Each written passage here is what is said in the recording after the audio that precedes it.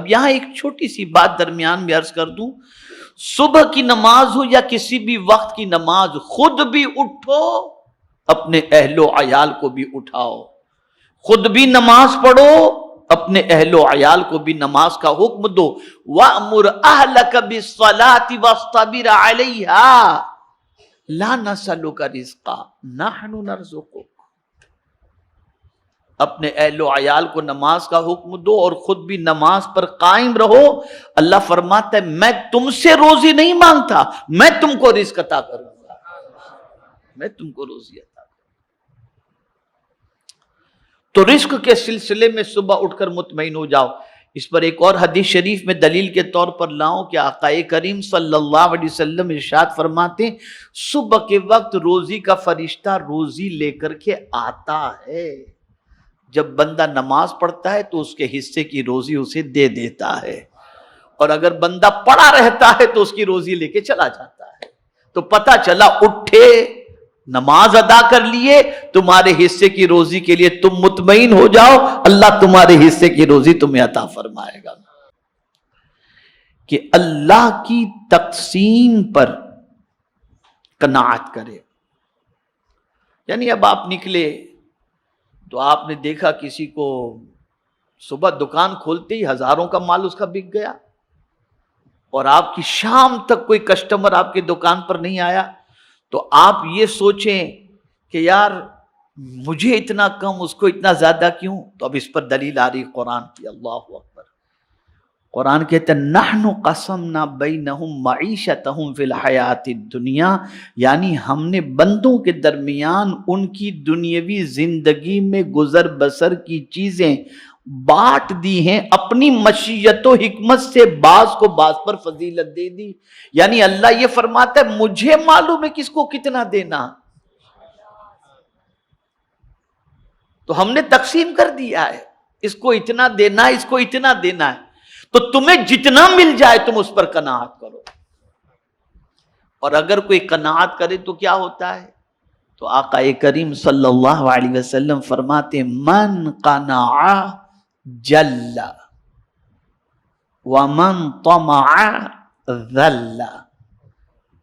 جو قناعت اختیار کرتا ہے، یعنی جتنا میرے کریم تو نے عطا کیا تیرا شکر ہے، تو اللہ فرماتا ہے میں اسے عزت عطا کر دیتا ہوں۔ اور جو لالچ میں لگا رہتا ہے سرکار فرماتے اللہ اسے ذلیل کر دیتا ہے، اس کا پیٹ ہی نہیں بھرتا، اس کا پیٹ ہی نہیں بھرتا۔ اور جو قناعت کرتا ہے نا، بس جو مل گیا اللہ کا شکر۔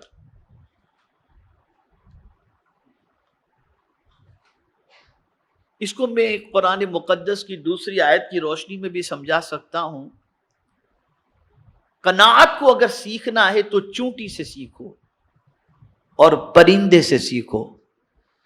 نہ ان کا کوئی گھونسلہ ہوتا ہے، نہ اگلے دن کا اسٹاک ہوتا ہے، اگلے دن کا کھانا، اگلے دن کا دانا کوئی پرین چرین چونٹی ایڈوانس کے اندر جمع کر کے نہیں رکھتی۔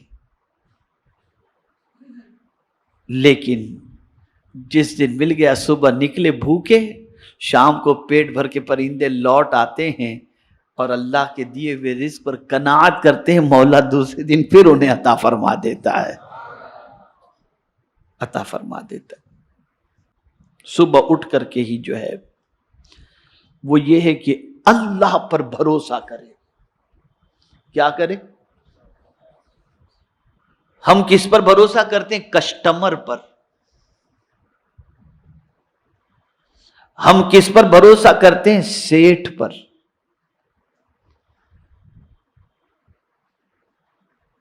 اور قرآن کہتا ہے اللہ پر بھروسہ کرو۔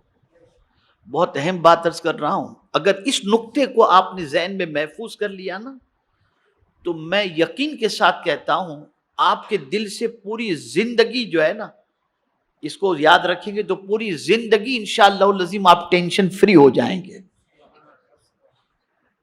ابھی کنونشن کے اندر مغرب کے بعد میرا بیان تھا ماپولی میں نے وہاں ایک جملہ کہا تھا، وہی یہاں پر کہہ دیتا ہوں، اس کے بعد آیت کی طرف آتا ہوں۔ میں نے کنونشن میں ایک قول پیش کیا، راستہ ایک ہی تھا. راستہ بولیے بولیے راستہ ایک ہی تھا. فرعون ڈوب گیا, موسیٰ علیہ السلام نکل گئے. راستہ ایک ہی تھا, فرعون ڈوب گیا, موسیٰ علیہ السلام نکل گئے. وجہ یہ ہے کہ فرعون کو راستے پر بھروسہ تھا, موسیٰ کو خدا پر بھروسہ تھا.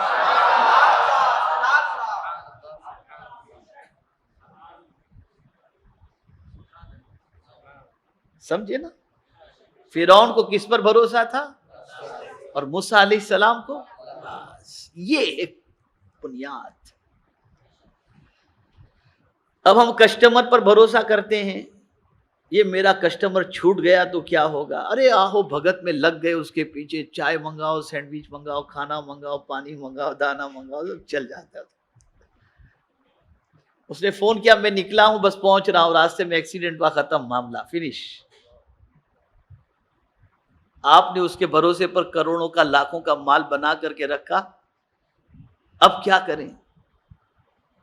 تو آپ کا بھروسہ کسٹمر پر تھا. تو قرآن نے کتنی عظیم بات کہی ہے, اے بندے تو صبح جب نکل یا صبح کوئی کام کا ارادہ کر, کسی پر بھروسہ مت کر.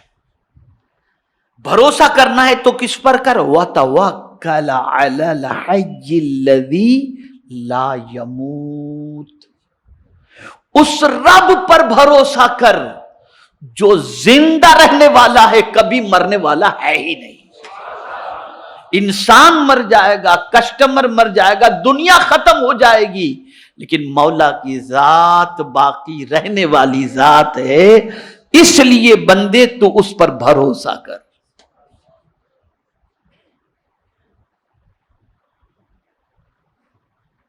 یہ صبح ہوتے کیا ہوگا, کیسے ہوگا, کچھ بھی.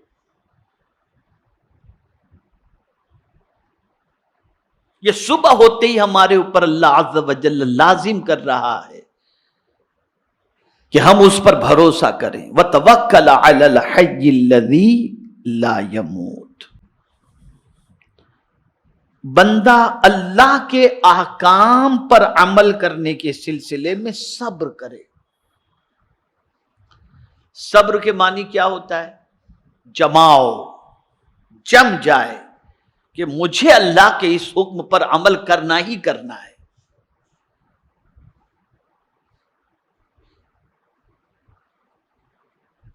عام طور پر بندہ سوچتا ہے کہ جھوٹ بولوں گا تو دھندا چلے گا, یار اگر تھوڑا سا یوں بول دوں گا تو کام چل جائے گا,